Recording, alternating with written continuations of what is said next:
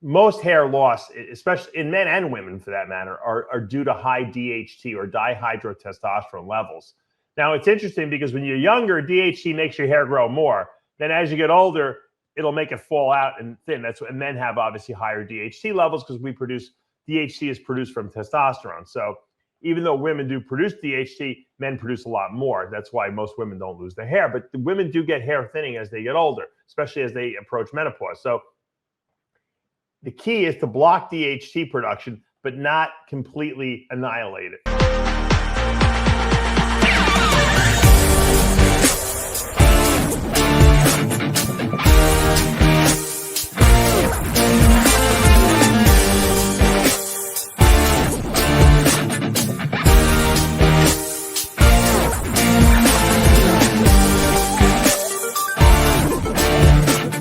I created Species Nutrition with one mission in mind: to provide bodybuilders and serious athletes with no-nonsense supplements that work.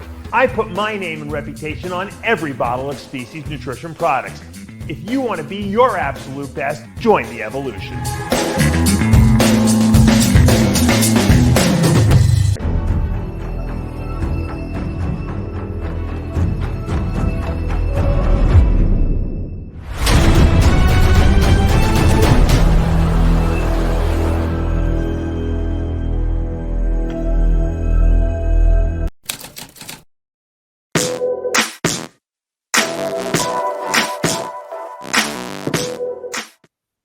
RX Television, RxMuscle.com. This is Ask Dave, your 30-minute question and answer show with Dave Palumbo. Whatever's in your mind, bodybuilding related, non-bodybuilding related, it is all on the table. It is May 31st, 2023, and we are so glad that you can join us. We're going to go straight to the questions. The first two questions on the show from the Dave Palumbo Experience app. First question, can you please explain the role of the hormone leptin, how it's affected by the ketogenic diet?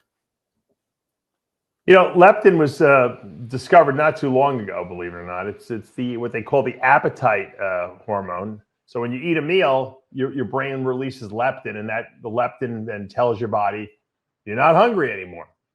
Problem is, the people who have the most leptin are the most overweight, which doesn't make sense, right? Why would very fat people have very high leptin levels in their body? Because you would think leptin would turn their appetite off. The problem with people who have this leptin issue is that they have a bad leptin receptivity, meaning that their receptors for leptin are either non-existent or they're not sensitive, and leptin's not binding to the receptors, shutting off their appetite. So their body keeps producing more and more leptin, thinking there's not enough around, but when in fact the receptors are just not good. In fact, and this happens no matter what the diet you're following is. So if you're hungry or if you haven't eaten for a while, your body releases leptin. Leptin sensitivity has nothing really to do with whether you're on a high carb or low carb diet. But there are things that do influence leptin. Obviously, genetics play a big role. That's why people who tend to be overweight genetically, it runs in their family, tend to have poor leptin sensitivity. I make a product called Lipolyze, which is our non-stimulant-based fat burner that has an ingredient in there called African mango, and it is a really good leptin sensitizer. That's one of the ways it burns fat. It actually makes your body more sensitive, the receptors more receptive to leptin, thus, lowering your hunger. So obviously there are other methodologies of limiting hunger that are not related to leptin, like the new fat loss drugs that are on the market, like Ozempic and Mounjaro.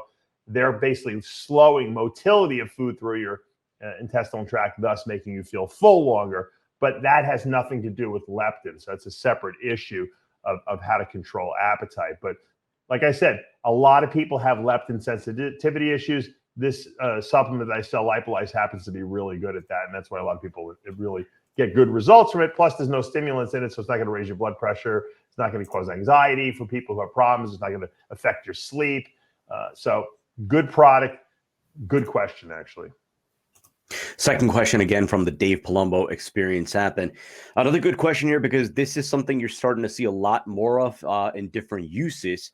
And the question is about IV vitamin electrolyte treatments. Question is specific to, do you recommend having that done post-contest? And if so, How soon? You know, I never restrict my vitamin intake or anything like that. You know, at any point in the year, the only time I ever stop taking my vitamins is if I need surgery, unfortunately, which I've had way too many of this past 12 months. But no, because before surgery, you don't want to take nutritional supplements because they can increase bleeding time. But aside from that, I never stop. So post contest, I'm not nutrient, deprived. Now, post contest, I might be electrolyte deprived. That's a different story. Some guys like to do electrolyte infusions. You know, my feeling is that, post contest, unless you're really overly dehydrated where you're actually feeling terrible because of it, I wouldn't be infusing IV bags of sodium into your body because you're going to really blow up and get very, very uncomfortably bloated. So you're better off introducing liquids back, at a moderate pace. And I always tell people, if you gain more than 10 or 15 pounds, post contest, within those couple days, week or two before, take a diuretic. Don't let your body retain all that fluid. If you were in the hospital and you were retaining that fluid, they'd give you IV Lasix to knock that out. Believe me, I did it when they did it to me when I had my heart surgery. It's not good to retain 15, 20 pounds of water weight. Even though you might look big and huge and feel like strong in the gym, that's a big strain on your heart. So you don't want to do that. These questions are like really good questions, and they come from the Dave Palumbo Experience app. These are all the app members, people who join my app for $29 a month. They get access to all my writings and videos. We put a workout up every single week, and I answer everyone's questions that they have, any app member, in an open forum. So people see all the questions and the answers, and I pick the best ones and do a Q&A video that is exclusive for the app members. If you're into learning and hearing some really good questions answered, this is a really good resource for you to have. For $29 a month, you basically get me as your coach in your back pocket. And there's so much great information on this app. Every time I look at it, I have a partner who puts up all the information for me. Every time I look at it, I'm like, wow, this is a tremendous resource for such an affordable type of monthly payment. And you know what the funny thing is? It's being updated every single week with new information. So it's a learning experience. So check it out if you want at your iTunes store or your Android store. So those questions from the Dave Palumbo Experience app. We now get our questions from our Instagram. Again, if you're not already following us there, official_RxMuscle. If you're new to our YouTube channel, we welcome you. We ask that you subscribe below, hit the notification bell. You're not going to miss any of our shows, segments, updates, all the programming that we have, and obviously all the coverage of all the contests and the IFBB Pro League coming up over the course of the next few weeks, all on the channel.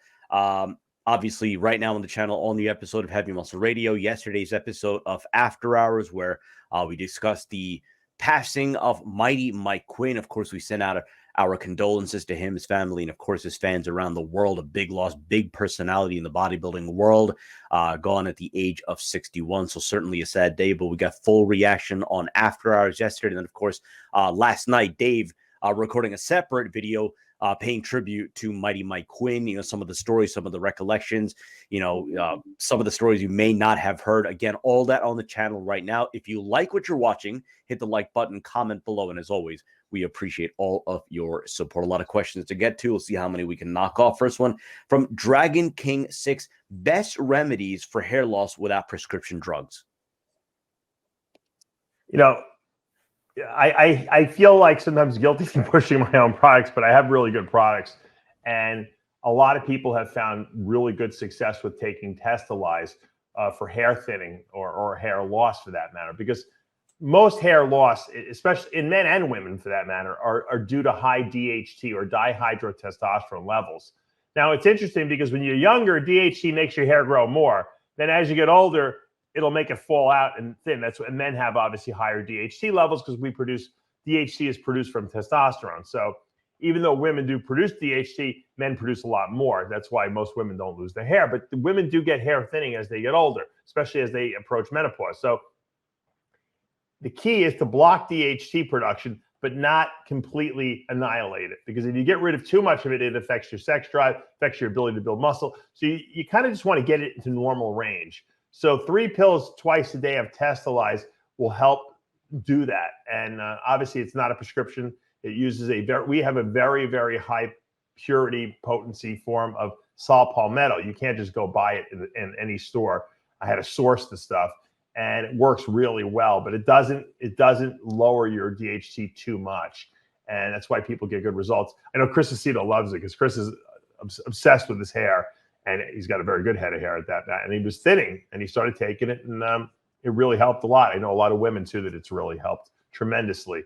That's the main culprit. Now, there are other reasons why people get like these alopecias and stuff like that, but for the most part, male pattern baldness, hair thinning as we get older from taking anabolics is usually due to high DHT levels. So try that out. Let me unmute myself. We often do get questions about, regular and recurring guests on After Hours. Well, one of the guests that we have not seen on the show for quite some time, and we do get questions. I figured if you want to just address why we haven't seen him on the show and whether we will see him on the show in the near future, Richard Rodriguez. Yeah, I don't know what happened. Richard is in the process of trying to start a really big business, and he's been really, busy. And, him and I will talk to each other occasionally. He's really, remember, Richard did some time in prison. So he lost a lot of good years of making income. And I guess he's trying to make up for lost time because let's face it, at the end of the day, you got to pay your bills.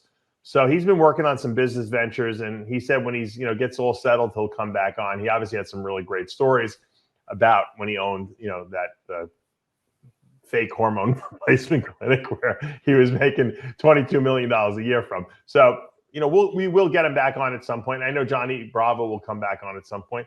A lot of the guests on After Hours are recurring. Like they come in and out, and they're always welcome. Anyone who I welcome as a guest, who I haven't kicked off the show because they're nuts, are always welcome back. So, and there's been a few of those. We know that's it. So, sometimes people's schedule just doesn't coincide. Some people have to get busy. And that's why I always like to try to change the flavor of the show. The core group of people are always pretty much the same. And then we try to bring in new people, to change the chemistry of what we're talking about.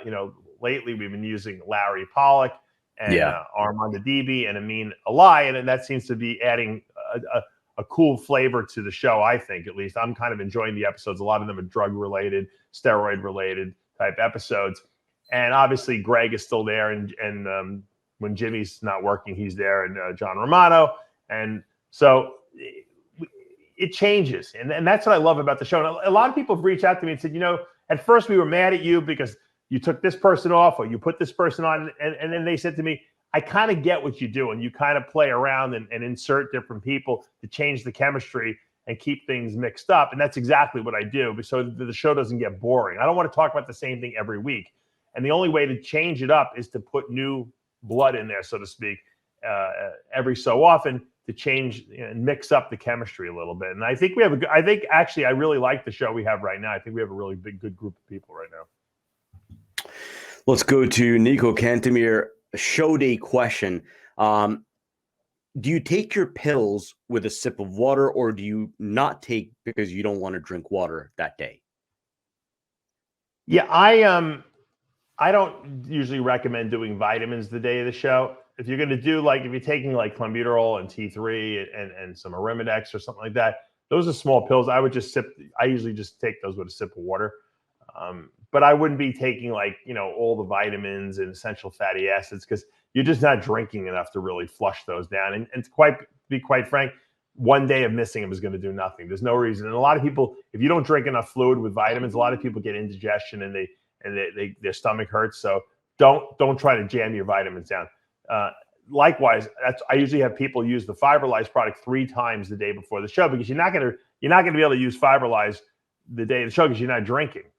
Usually what I do is if it's a Saturday show, Saturday night before bed, once you start eating and drinking, and I do a Fiberlyze shake before bed just to make sure I can go to the bathroom in the morning. But before that, I wouldn't do any vitamins, while you're not drinking. Theophilos, I have high TSH, low T3, and high T4. Doctor said my T4 doesn't convert to T3, and he suggested exogenous T4 supplementation. That doesn't make sense to me since I don't convert that to T3. Should I supplement with exogenous T3 or T4? Give me the beginning again. I want to just hear what he's low and high. Yeah, sure. Again. So he says he has high TSH, low T3, and high T4. And then the doctor made a recommendation or rather said that T4 doesn't convert to T3 and suggested exogenous T4 supplementation. Yeah, it sounds kind of ridiculous to me too. If your T4 is high normal and your T3 is low and TSH is high, when thyroid stimulating hormone is high, it's basically your body telling itself, we don't have enough active T3. We don't have enough of the active thyroid hormone. So he's not converting T4 to T3. Taking more T4 is not going to solve the problem because he's not converting it, like he said. So really what he needs to do is probably take either Cytomel, which is direct T3, or he could take, sometimes a lot of people do the Armour thyroid, which contains a little T4 and T3. Personally, I would rather just take T3 because it's a little more precise. But the question is, why isn't he converting T4 to T3? That's the question. And maybe an endocrinologist would be the person to consult first. And, it's sometimes, also I think, and this is probably the thinking process that his doctor has, sometimes people can't convert their own T4 to T3, but then they take an exogenous source of it and it converts. So maybe that's the doctor wants to try that first.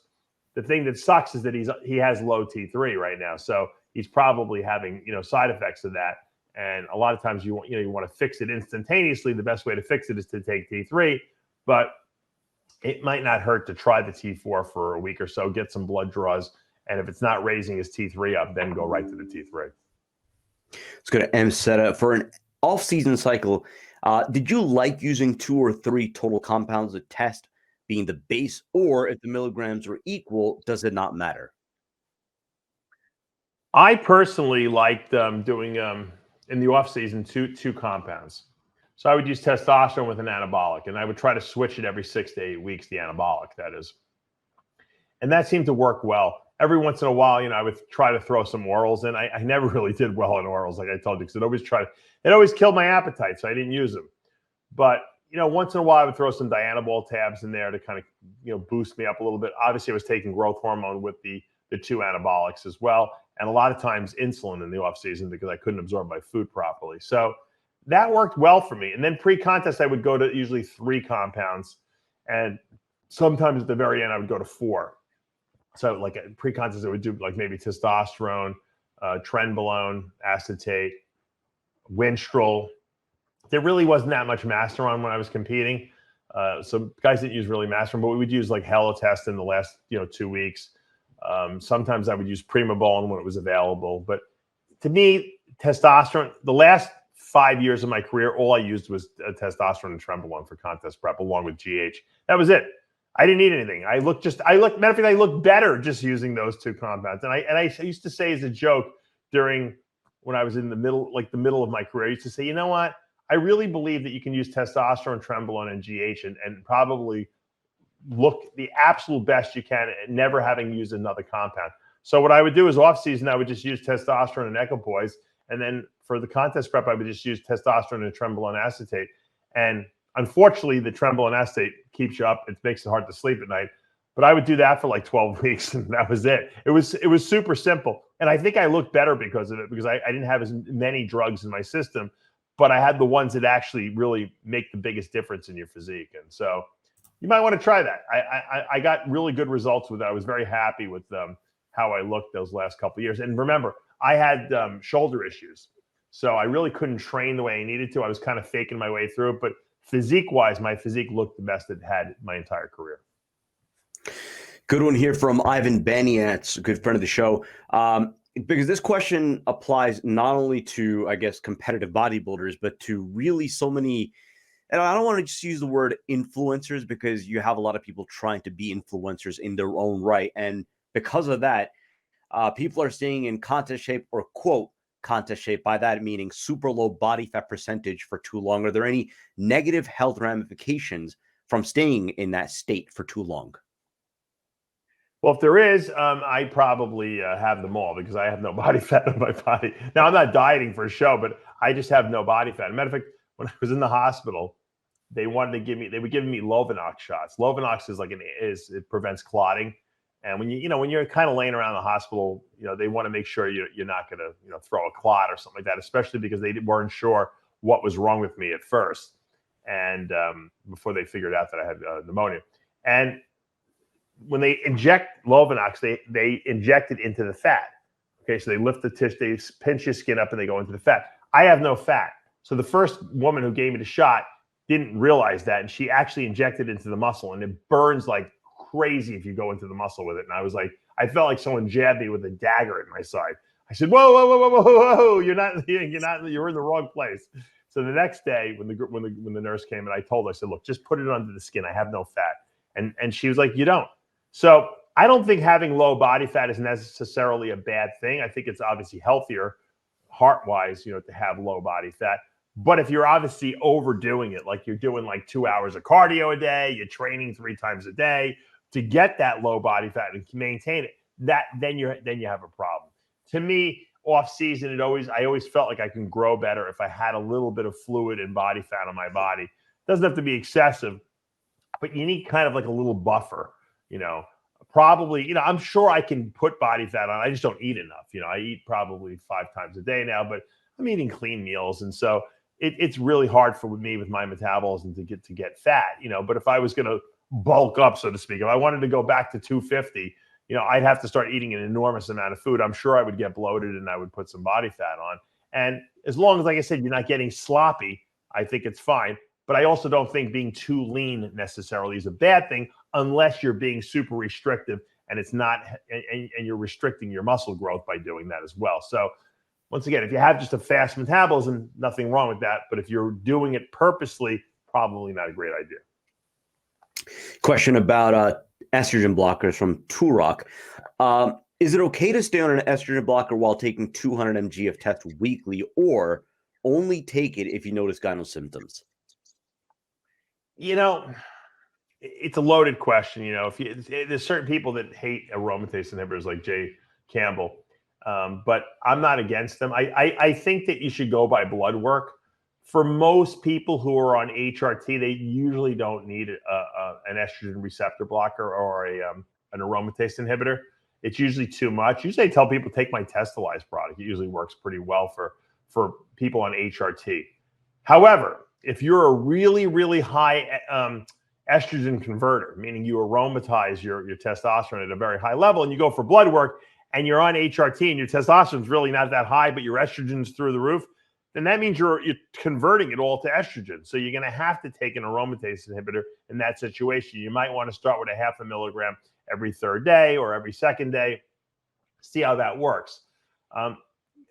Guys who are prone to gynecomastia, which is, growth of the glandular tissue under the nipple, they can look at testosterone and they can get gynecomastia. I remember I took 1 shot of Sustanon, one shot, and I had gyno the next day. And that was it. And I was like, I'm getting this taken out because I couldn't take it. It looked terrible because I was prone to it. And I had glandular tissue there, or just what they weren't swollen, probably from birth. It wasn't a lot, but once I took that shot and the glands blew up, I mean, it was almost instantaneous. I couldn't believe it. And it was so bad. That's when I met Dr. Blau for the first time. So everyone's a little different. Some people aromatize real easily. Some don't. Some genetically have, a lot of breast tissue there. Some don't. So you got to go by, how your body responds to the testosterone shots. Let's go to NY Bigger. Love the name. I've heard there are many positive health effects from taking TRT, especially if you have low T. Are there any health markers which would lead you to, quote unquote, not recommend someone with low T to take TRT? There really isn't a situation. I mean, even if you talk, even the heart doctors, they asked me, before they did my surgery, they said, are you on any kind of TRT? I said, yeah, I'm taking, I think it was like 75 milligrams a week or something like that at the time. He's like, don't stop, stay on it. So, obviously if I told him I was doing 1,000 milligrams a week, he would have told me to stop that, and go down to HRT. So HRT, if you're staying in normal physiological range, you're pretty good. Now, obviously, if you have any kind of like prostate cancer that's androgen, responsive, you wouldn't want to be putting testosterone into your body because it could make the prostate cancer grow more. It's not going to cause prostate cancer, but if you have cancer, it's like one of these things, and that's really the only cancer. Most other cancers, testosterone is helpful because it will help retain muscle mass. because most cancer kills you because it's a wasting disease. It wastes your bodily tissues away, specifically muscle. Okay. And so we don't want to lose that. That's why a lot of these anabolics were created for people who had cancer or wasting diseases to help, put muscle on their body and maintain lean tissue mass. So they're pretty safe, in that sense. Markers that would indicate that you should never take testosterone. Not really. Now, even if you had like blockages in your coronary arteries, as long as your testosterone's in normal physiological range, I really wouldn't worry about it. Take a couple of more questions. Let's go to RJMCC. Is it possible to reset one's body fat, quote, set point? If so, how long does it take once at a lower level? It's a good question. I was just explaining this I think I was explaining to someone in the gym that your body doesn't want to change. So whatever you are right now, that's your body's what we call set point. So if you weigh 250 pounds and you're overweight, that your body loves being that weight right now because that's what it's been for the last how many months. Now you want to lose weight. So you take out calories, lower your carbs, change your diet, start doing some cardio. And what does your body do? It fights the weight loss. It doesn't want to lose weight. It'll slow your metabolism down. It'll try to do everything to block what you're trying to do. But if you're determined enough and you lower your carbs enough and you do enough cardio and push your body, you're going to lose body fat. Let's say you lose 15 pounds over the course of like 6 or 8 weeks. Okay. And the minute you lose that 15th pound, you go back to eating the way you were. You're going to gain all that weight back. But if you maintain that 15-pound loss for a good, 3, 4, 5 weeks, more than likely, if you have a couple of cheat meals, you're not going to gain the weight back because your body has reset its set point. How long does that process take? We don't really know. But I would say anywhere from 3 to 6 weeks to reset, your set point. Because when I would put on muscle size, I noticed that if I maintain the muscle size for at least a month or two, it seemed to be permanent after that. It wouldn't. If I missed a meal or two, not that I ever missed meals, it wouldn't go away. You know what I mean? If I got sick or something like that, and I couldn't eat all the food I normally would eat, in a day or two, I'd get the weight back. But when you put on a lot of new weight very rapidly because you're trying to grow, and you don't maintain that, and then you go back to eating maybe only 5 meals a day, whereas you had to do 8 meals to put the muscle on, you'll probably lose the weight because your body has not accepted that new weight as being, the new set point. Everyone genetically, however, is variable in terms of how quickly their bodies reestablish a new set point. If you look at Kevin Levroni's body, he can go from 180 pounds to 260 in 6 weeks, and his body accepts it right away as the new set point. So that he's a genetic freak, so different people have different rates. I can't kind of give you it takes 4 weeks or it takes 6 weeks. For everyone, it's a little different, but it's going to take weeks rather than days to establish a new set point in your body. Take one more question before I ask it. In your competitive career, post-contest in your rebound phase, what would be, I guess, your baseline protein intake per day? Say it again. What do they want my protein intake? No, I'm asking you before I ask this question. Like post-contest, right? In your rebound phase, what would be your daily protein intake roughly? I never really changed my protein pre-contest versus off-season. I kind of always try to keep it high. So I was eating probably 450 grams of protein a day. Because think about it, if I weighed 300 pounds, a gram and a half per pound was, 450. When I would diet, obviously I wouldn't be 300 pounds. I would go down to like 270 or something like that. But I still kept my protein around 450 unless I needed to lose a little weight, I might drop it, but it never went under 400. I would say on a regular basis, it was probably about 450 grams. Yeah. So this one from Ivan Bodybuilding, saying that after he competed in his rebound phase, instead of cheating, I would have as much protein as I wanted. Too often it was above 600 grams per day, while my carbs and fats are pretty low. I didn't gain any fat for a month, stayed lean and dry. I know gluconeogenesis is not an efficient process, but what happens with all those calories? Do we just poop them out? Why did I not gain any weight? Yeah, it's a good question. Some of it will convert. Protein is very inefficiently converted to other stuff like carbs.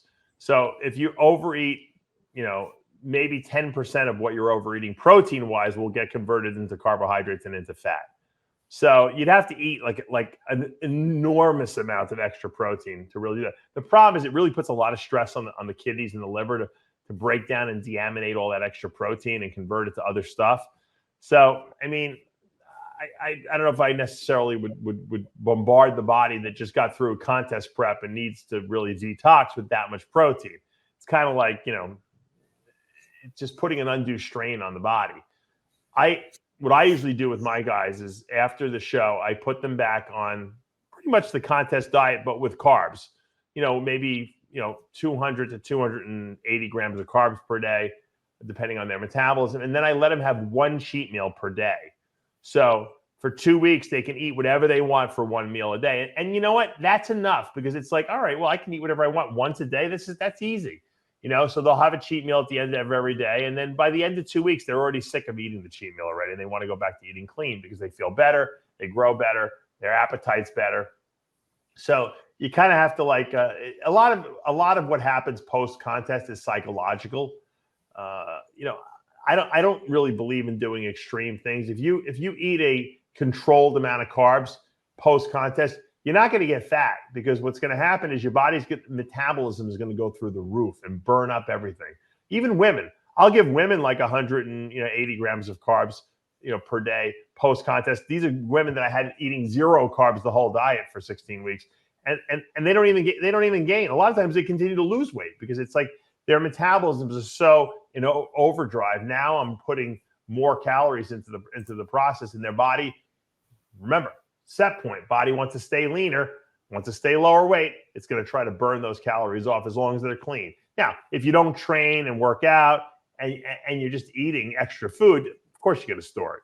But if you're using it and your metabolism is really, cranking and having a good rebound off the contest prep, you're going to burn up all that extra stuff. So there's no need to have to eat some extreme diet, like 600 grams of protein with no fat, no carbs.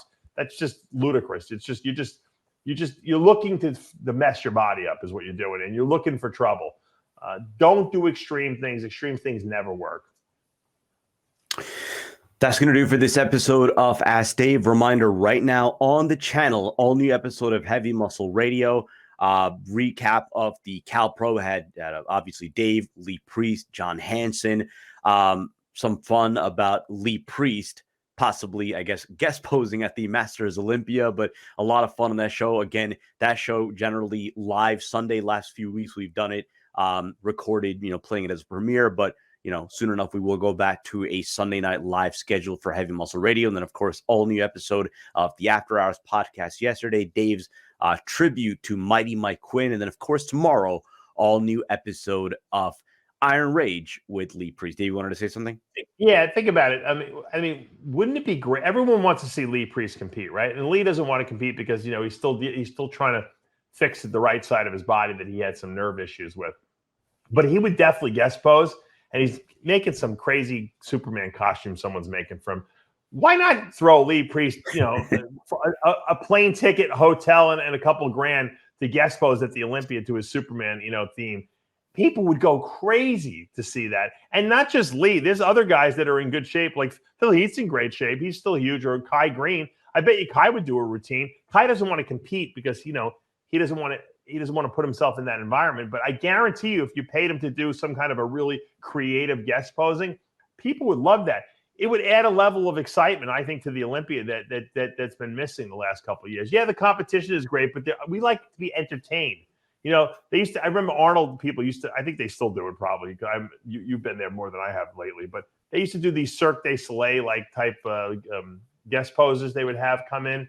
And, they were interesting, but I'd much rather watch Kai Green go through a Michael Jackson, posing routine and watch these Cirque guys. I want to see something relevant to bodybuilding. So, I'm throwing it out there because, maybe Jake Wood, Dan Solomon will pick it up and see and bring someone like Lee in who's tremendously popular. Let him sit at the Muscle and Fitness booth or whatever they got over there. Bring Kai Green in. Give him, he lives right in Florida anyway. You wouldn't have to even fly him in. He could drive there. Throw him $5,000 to guest pose. I mean, why not? This is the biggest show on earth. It's a really good point because I'll address this in two ways. One, you have a lot of the big names who haven't competed in a while or haven't competed in many, many, many years. To put them in the environment that like Kevin Levrone, where he comes back from 13 years off and thrust right into the Olympia stage. Obviously that's a totally different prep commitment. Right. What you're putting your body through, but to I guess prepare for a guest posing where, first of all, just your name on the poster, your name and face on the poster in and of itself is going to draw interest. Right. And it's not going to be as taxing, on you, sure, on your system, on your body. It's not going to be as rigorous as a contest prep. But I mean, look, Lee Priest, just Dave, to give you some perspective, right? I mean, you weren't there at the Olympia last year where he was. He was at the S-Force booth.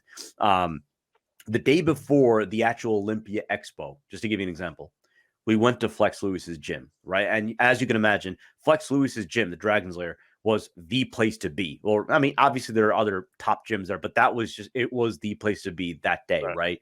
A lot of big names, a lot of big personalities at the gym at one time. Who was everybody surrounding? Who is everybody going up to? Who is everybody trying to crowd around, get a picture with, got a couple of minutes? Right. Lee still holds that level of popularity. Yeah, so if there's ever an opportunity for real mutual benefit here, I mean, as far as the Olympia is concerned, as far as the Lee Priest brand is concerned, I think it would be the perfect clash of worlds right there. And it'd be the perfect marketing opportunity. I think it'd be great for bodybuilding in general.